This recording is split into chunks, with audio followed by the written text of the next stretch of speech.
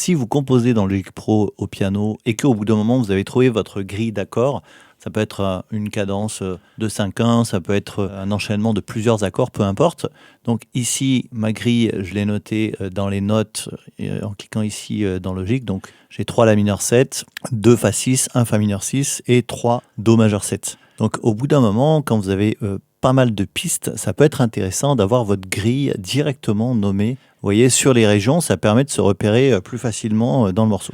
Donc comment on fait ça? Eh bien, c'est très simple. Vous allez par exemple changer d'outil en cliquant à la souris ici. Vous prenez l'outil texte et vous allez simplement écrire votre accord directement sur la région. Alors pour aller un petit peu plus vite, le raccourci pour aller dans le premier outil, c'est T, et le raccourci pour prendre l'outil texte, c'est Shift T. Donc vous pouvez faire T, Shift T, tac, vous avez directement l'outil texte, vous mettez votre accord, vous appuyez sur Entrée, et vous appuyez 2 fois sur T pour reprendre l'outil pointeur normal. Dernière petite astuce, si par exemple vous avez une variation ici comme le Fa 6 et le Fa mineur 6, vous pouvez légèrement faire varier la couleur. Donc là avec Option C, je vais prendre mes couleurs. Et vous voyez qu'ici, je vais pouvoir mettre une petite variante de ce vert sur le mineur pour m'indiquer qu'il y a une légère variation sur l'accord. On a baissé la tierce sur ce Fa 6. Donc je vous rappelle que pour dupliquer les régions, il suffit de les sélectionner. Vous maintenez la touche Option enfoncée et vous allez pouvoir facilement répéter vos régions en conservant évidemment le nom des accords sur les régions.